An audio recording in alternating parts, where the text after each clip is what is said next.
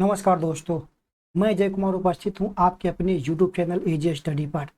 हम लेकर के आए हैं 71वीं बीपीएससी प्रारंभिक परीक्षा के लिए रेपिड फायर बैच, जिसमें हम चर्चा करेंगे PYQ। जितने भी बीपीएससी द्वारा प्रीवियस ईयर जितना भी बीपीएससी के द्वारा लिया गया है एग्जाम, वे सभी एग्जाम में जो पूछे गए जो क्वेश्चन हैं वे सारे क्वेश्चन को हम करने वाले हैं कंप्लीट पार्ट दर पार्ट।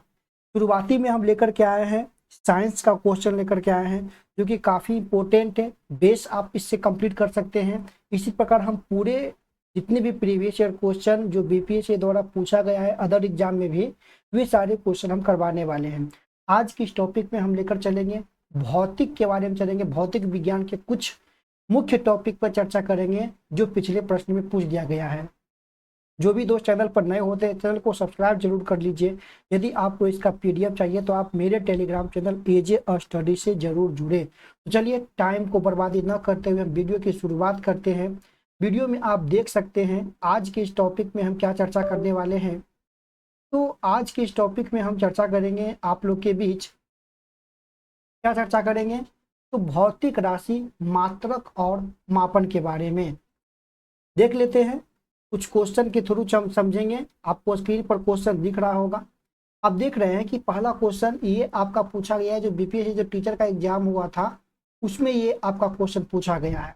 क्या कहता है, सोनार तकनीक का प्रयोग किया जाता है पानी के नीचे पहाड़ियों को पता लगाने में, हिम शैवाल पता लगाने में, समुद्र की गहराई को पता लगाने में। ये काफी इंपॉर्टेंट है, ये आप यहाँ पर याद रखिएगा कि सोनार तकनीक का उपयोग कहाँ करते हैं, तो पानी के नीचे पहाड़ियों को पता लगाने में, हिमशैल का पता लगाने में और समुद्री की गहराई को पता लगाने में इसका प्रयोग करते हैं। अगला बात करें कि हवा में नमी मापने के लिए किस उपकरण का प्रयोग किया जाता है, तो हवा में नमी मापने के लिए क्या करते हैं हम हाइग्रोमीटर का प्रयोग करते हैं। आप यहाँ पर देख सकते हैं जो पिछले वर्ष जो पूछा गया जो एग्जाम है, इस एग्जाम में ये पूछा गया है वो प्रश्न हम यहाँ पर लेकर के आए हैं। ठीक है, 2 से 3 बार इसे देखिए और वीडियो को लाइक कमेंट और शेयर जरूर कीजिए अपने दोस्तों के साथ। ध्वनि के मापने की इकाई क्या है, ध्वनि के मापन की इकाई क्या है, तो याद रखना डेसिबल ये आपका है, इंपॉर्टेंट है। फिर आपेक्षिक घनत्व के लिए सही इकाई को चुनिए। आपेक्षिक घनत्व का सही इकाई क्या है, तो याद रखना डायरेक्ट इसका होता है किलोग्राम पर घन मीटर। याद रखना किलोग्राम पर घन मीटर। अब है कि जिसके द्वारा विद्युत धारा में बहने वाली धारा की पहचान की जाती है, मतलब किसके द्वारा जो है विद्युत धारा में बहने वाली धारा की हम पहचान करते हैं, तो ये करते हैं एमीटर के द्वारा करते हैं। 1 फेम्टोमीटर बराबर होता है, 1 फेम्टोमीटर बराबर कितना होता है, तो 10 के पावर -15। ये वाला तो एकदम पूरा याद कर लीजिएगा। ठीक है, पूरा का पूरा से याद कर लेना है क्योंकि एग्जाम में पूछता है। फिर वायुमंडलीय दाब को मापने हेतु प्रयोग करते हैं, तो वायुमंडलीय दाब को मापने के लिए किसका प्रयोग करते हैं, तो बैरोमीटर का प्रयोग करते हैं। अगला देख लेते हैं। तो अगला आपका कहता है कुछ मिलान करना है। यहाँ पर दिया गया है कि वोल्ट मीटर, तो वोल्ट मीटर क्या मापता है, तो वोल्ट मीटर विभवांतर को मापता है। ठीक है, एमीटर, तो एमीटर क्या मापता है, विद्युत धारा को मापता है। पोटेंशियोमीटर ये क्या मापता है, तो विद्युत वाहक बल को मापता है। याद रखिएगा ये विद्युत वाहक बल को मापता है। ठीक है, गैल्वेनोमीटर इंपॉर्टेंट है, ये धारा की उपस्थिति को मापता है, क्षणिक धारा को मापता है। विद्युत प्रतिरोध ये जो है ओम मीटर से मापा जाता है, विद्युत प्रतिरोध को हम ओम मीटर से मापते हैं। फिर विद्युत शक्ति का इकाई क्या होता है, तो विद्युत शक्ति का इकाई वाट होता है। याद रखना है विद्युत शक्ति का इकाई क्या होता है, तो यहाँ पर ये आपका वाट हो जाएगा। विद्युत विभवांतर की इकाई क्या होता है, तो विभवांतर का इकाई यहाँ पर वोल्ट होता है। विद्युत विभवांतर का क्या होता है, तो वोल्ट होता है। वह धातु जिसकी विद्युत चालकता सबसे अधिक होती है, रजत मतलब क्या, यहाँ पर करेंगे चांदी। ठीक है, रजत मतलब चांदी, सिल्वर। विद्युत धारा की इकाई क्या है, तो ये याद रखना है एम्पियर है। प्रतिरोध का मात्रक क्या होता है, तो ओम होता है। वह उपकरण जिससे विद्युत धारा मापी जाती है, बार बार परीक्षा में पूछ रहा है इसको, एमीटर होता है। ठीक है, याद रखना। देखिए 65वीं में पूछा गया, 64वीं में पूछा गया लगातार। फिर है चालक की वैद्युत प्रतिरोध की इकाई क्या होता है, तो ओम होता है। चालक की वैद्युत प्रतिरोध की इकाई क्या होता है, तो ओम। अगला क्वेश्चन देख लेते हैं। तो अगला है आपका क्या कि प्रकाश वर्ष मात्रक है। तो प्रकाश वर्ष किसकी मात्रक है, याद रखना है ये दूरी का मात्रक है। देखिए लगातार ये प्रश्न आपका बन रहा है। फिर वेग, विस्थापन, त्वरण, बल आघूर्ण, चाल प्रवणता, ताप प्रवणता, रेखीय संवेग, ये आपका सदिश राशि में आता है। ये सभी के सभी सदिश राशि में आता है। याद रखना है बल आघूर्ण, चाल प्रवणता, ताप प्रवणता, रेखीय संवेग, ये सभी अदिश राशि में है। अदिश राशि वैसी राशि जिसमें दिशा के साथ साथ क्या हो, परिमापो उच्चम अदिश सदिश राशि, ये सदिश राशि में आ रहे हैं। इसमें दिशा और परिमाप दोनों वो आपका सदिश राशि कहलाता है। फिर देखिए गति, द्रव्यमान, घनत्व, तापमान, ये सभी के सभी अदिश है। इसमें क्या होता है, दिशा नहीं होता है, केवल परिमाप होता है। प्रकाश वर्ष क्या है, तो ये आपका दूरी की इकाई है। देख सकते हैं कौन कौन एग्जाम में पूछा है। मूल भौतिक राशि, निम्न में आपका 4 गो ऑप्शन रहेगा, तो मूल भौतिक राशि पता करना होगा चारों में से कौन है। तो ऑप्शन में अगर आपको विद्युत धारा देखे तो विद्युत धारा कर देना है। मूल भौतिक राशि आपका 7 है, ठीक है, याद रखना है। सातों के एक बार बुक में देख लीजिएगा। तापक्रम की एसआई मात्रक क्या होता है, तो तापक्रम की एसआई मात्रक क्या आपका है, केल्विन होता है। किलोवाट घंटा किसका मात्रक है, तो ये आपका ऊर्जा का मात्रक है, किलोवाट घंटा। फर्मी मात्रक है, याद रखना है, लंबाई का मात्रक है फर्मी। फिर ये अदिश राशि है, ऑप्शन के अनुसार देखिएगा, तो दाब यहाँ पर है, तो दाब यहाँ पर क्या आपका हो जाएगा, अदिश राशि हो जाएगा। आगे देख लेते हैं। अगला प्रश्न है आपके स्क्रीन पर कि वह राशि जिसका मात्रक नहीं होता है वो क्या कहलाता है, विकृति कहते हैं उसको, ठीक। जिसका मात्रक नहीं होता उसे हम विकृति कहते हैं। समुद्री दूरी को मापा जाता है, किसमें मापते हैं, तो नॉटिकल मील में मापते हैं समुद्री दूरी को। 10 नैनोमीटर में होगा, तो 10 नैनोमीटर में क्या होगा, 10 के पावर -8, क्योंकि 1 मीटर में कितना होता है, 10 के पावर -9 नैनोमीटर। लेकिन यहाँ पर क्या आपका दिया गया है कि 1 सुना आपका यहाँ पर 10 पूछ रहा है, एक यहाँ पर घट जाएगा, तो ये आपका 10 के पावर -8 हो जाएगा। MKS सिद्धांत में बल का मात्रक पूछ रहा है, तो MKS सिद्धांत में बल का मात्रक क्या होता है, न्यूटन होता है। अदिश राशि है, तो अदिश राशि क्या है आपका, सामर्थ्य है। अदिश राशि क्या है आपका, तो सामर्थ्य है। तरंगदैर्ध्य की इकाई क्या होती है, तो तरंगदैर्ध्य की इकाई एंगस्ट्रम होता है। तरंगदैर्ध्य की इकाई क्या होता है, तो एंगस्ट्रम होता है। आवृत्ति को मापा जाता है, आवृत्ति को मापा जाता है किसमें, तो हर्ट्ज में मापते हैं आवृत्ति को। वह उपकरण जिसकी सहायता से आर्द्रता मापते हैं, तो आर्द्रता को मापने के लिए क्या प्रयोग करते हैं, तो हम हाइग्रोमीटर का प्रयोग करते हैं आर्द्रता को मापने के लिए। दाब का इकाई क्या है, तो दाब का इकाई है न्यूटन प्रति मीटर, न्यूटन प्रति वर्ग मीटर, न्यूटन प्रति वर्ग मीटर, ये आपका दाब हो जाएगा, या न्यूटन प्रति मीटर स्क्वायर भी बोल सकते हैं। ये है सदिश राशि नहीं है, ऑप्शन के अनुसार चलिएगा। याद रखना है आयतन एक सदिश राशि नहीं है। 1 माइक्रोन बराबर होता है, तो 1 माइक्रोन बराबर होता है 1/1000 मिलीमीटर, यानी इसको ऐसे भी लिख सकते हैं 10 के पावर -3 भी बोल सकते हैं। 1 पिकोग्राम बराबर होता है, 1 पिकोग्राम बराबर होता है तो 10 के पावर -12, पिको का मतलब क्या होता है, 12 होता है। ध्वनि की तीव्रता को मापा जाता है, तो किसमें मापते हैं, ऑडोमीटर में ध्वनि की तीव्रता को मापते हैं। ध्वनि को तीव्रता को किसमें मापेंगे, ऑडोमीटर में मापेंगे। अब चलते हैं अध्याय 2 में यांत्रिकी से संबंधित प्रश्न की हम चर्चा कर लेते हैं। इसमें आपको जो पहला क्वेश्चन दिख रहा है वो आपका है कि न्यूटन के गति के तीसरे नियम का उपयोग करता है, तो क्या है आपका अंतरिक्ष रॉकेट। अंतरिक्ष रॉकेट जो है न्यूटन के तृतीय गति नियम का पालन करता है। फुटबॉल के खेल में एक गोलकीपर फुटबॉल को गोल में पकड़ने के बाद अपने हाथ को पीछे की ओर खींचता है। ये गोलकीपर को खाली क्या करता है, सक्षम करता है, तो संवेग परिवर्तन की दर को कम करने में ये आपका सक्षम करता है, इसीलिए वो क्या होता है, हाथ को पीछे की ओर खींचता है। फिर गतिज ऊर्जा ये ऊष्मा ऊर्जा परिवर्तन में शामिल है, तो घर्षण बल। घर्षण बल क्या होता है कि गतिज ऊर्जा को यह ऊष्मा ऊर्जा में बदल देता है। जब अब हाथ को रगड़िएगा तो घर्षण के बाद क्या होता है, वह ऊष्मा ऊर्जा में बदल जाता है। कि एक बस सीधे रास्ते पर चल रही है और अचानक दाईं ओर एक तेज मोड़ लेती है। बस में बैठे यात्री झुकेंगे। याद रखना, अगर दाईं ओर ले रहा है तीखी मोड़ तो वो बाईं ओर झुकेगा, बाईं ओर ले रहा है तो वो दाईं ओर झुकेगा। तो यहाँ पर दाईं लिया है तो ये आपका बाईं ओर ये झुकेगा।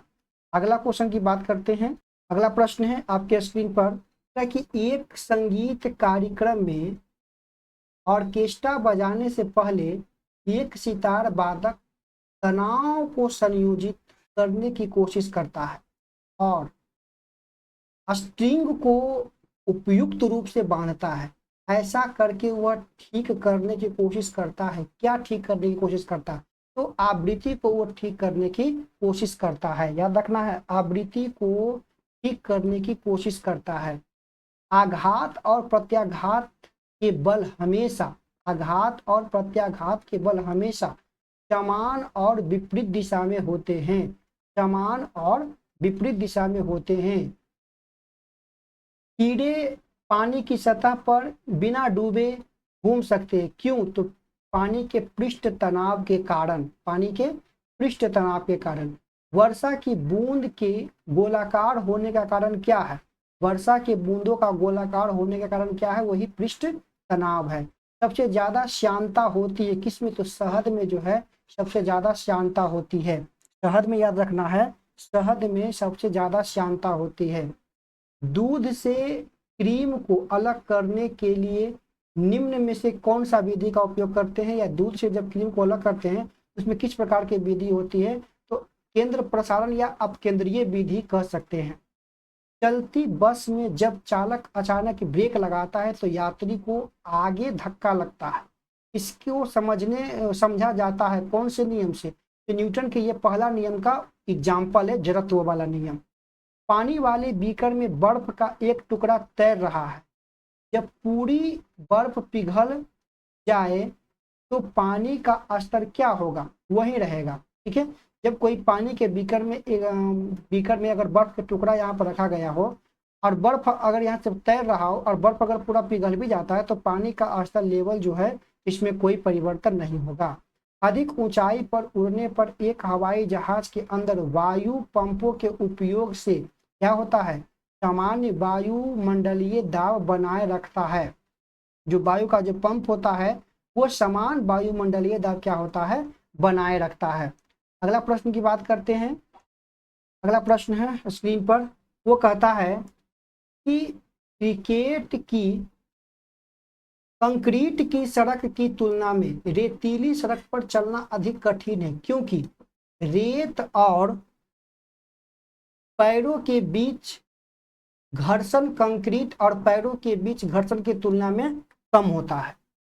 ठीक है, याद रखना है। अगर किसी पत्थर को एक ढलान वाली सड़क पर ऊपर की ओर उठाने की तुलना में नीचे की ओर लुढ़काना आसान होता है क्योंकि ये पत्थर को लुढ़काने में किया गया कार्य उसे उठाने में किए गए कार्य की अपेक्षा क्या होता है? कम होता है। एक छोटी तरल बूंद का आकार गोलाकार होता है। एक छोटे तरल बूंद का आकार गोलाकार होता है किसके कारण? तो पृष्ठीय तनाव के कारण होता है। बरसात की बूंदों का गोल आकार होता है किसके कारण?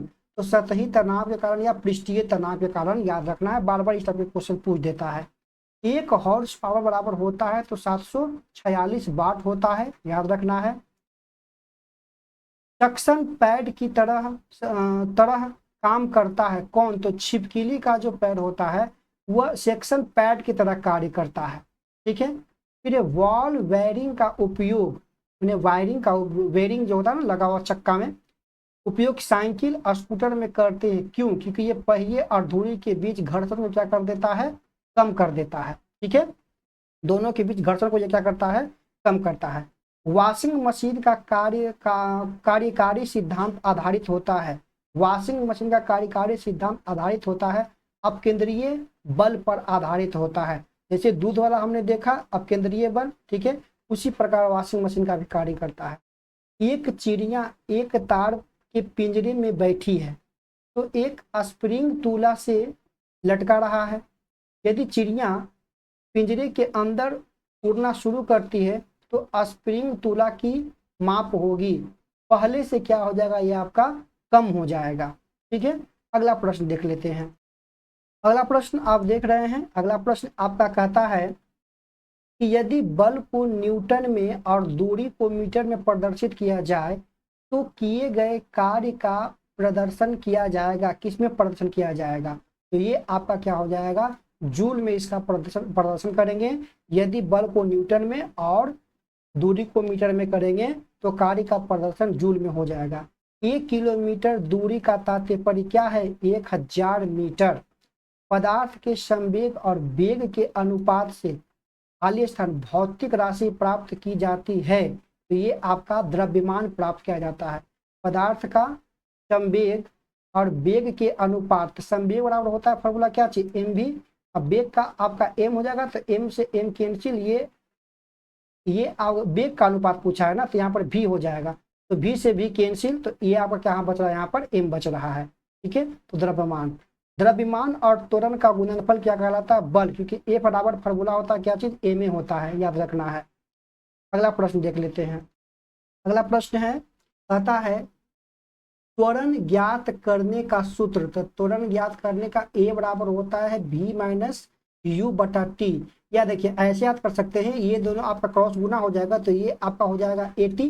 ठीक है, बराबर आपका क्या हो जाएगा, v माइनस यू, यहाँ से v का मान निकालेंगे तो v बराबर हो जाता है u प्लस 80। याद रखना है ये वाला फॉर्मूला। ठीक है, अगला है, किसी प्रक्षेप का पथ होता है, तो किसी प्रक्षेप का पथ कैसा होता है, तो परवलयीय होता है। प्रक्षेप का पथ मतलब इस प्रकार से होता है, परवलयीय होता है, याद रखना है। तो हटा देते हैं। अगला देख लेते हैं, पूर्णतः भरी हुई बोतल के पानी के घनीभूत हो जाने पर बोतल टूट जाता है, क्योंकि जम जाने पर पानी का आयतन क्या होता है, बढ़ता है। अगर बोतल पानी से भरा हो और अगर वह घनीभूत मतलब जम जाता है तो जमने पर क्या होगा, पानी का आयतन बढ़ जाएगा, आयतन बढ़ेगा तब बोतल क्या आपका हो जाएगा, टूट जाएगा। नियत वेग से गतिशील ट्रेन में इंजन की ओर मुंह करके बैठा एक यात्री एक गेंद ऊपर की ओर उछालता है, गेंद वापस आएगी तो क्या आएगा, उसी के हाथ में आएगा। न्यूटन के पहला नियम याद रखना है, आघात और प्रत्याघात के बल हमेशा समान और विपरीत दिशा में होता है। याद रखना है, आघात और प्रत्याघात का बल हमेशा समान और विपरीत दिशा में होता है। किसी सिलाई मशीन की सुई की गति होती है, किसी सिलाई मशीन की सुई गति क्या कहलाती है, आवर्ती गति का एग्जाम्पल है। पानी का घनत्व अधिकतम किस पर होता है, तो 4 डिग्री सेल्सियस पर होता है। बिजली का बल्ब फर्श पर गिरने पर टूट जाता है परंतु गलीचे पर गिरने पर नहीं टूटता है, क्यों, क्योंकि फर्श पर बल्ब के आवेग में परिवर्तन अधिक होता है। संवेग संरक्षण के नियम पर यह काम करता है। 5 किलोग्राम के द्रव्यमान को टेबल पर खींचने पर एक कमानेदार तुला पर 20 न्यूटन का पाठन होता है, तो इस द्रव्यमान द्वारा कमानेदार तुला पर लगाए गए बल का परिमाण निकालिएगा। तो जितना वो पाठन कर रहा है, बल खींच रहा है, वही उसका क्या हो जाएगा, बल हो जाएगा।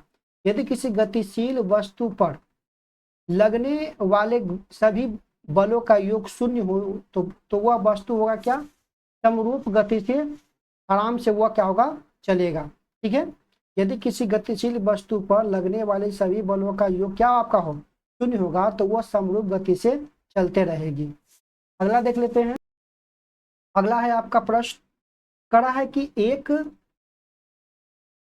खिलाड़ी अचानक छलांग लगाने की अपेक्षा कुछ दूरी से दौड़ा हुआ आकर ज्यादा लंबी छलांग लगा पाता है। इसका कारण क्या है, गतिमान अवस्था का जड़त्व, न्यूटन का पहला गति नियम। फिर एक शिकारी दूर किसी पक्षी पर बैठे एक बंदर पर निशाना लगाता है, किसी वृक्ष पर बैठे एक बंदर पर निशाना साधता है। जैसे ही गोली बंदूक से छूटती है वैसे ही बंदर डाल पर से सीधे ऊर्ध्वाधर दिशा में नीचे की ओर गिरने लगता है। तो बंदूक की गोली क्या होगा, बंदर को लगेगी।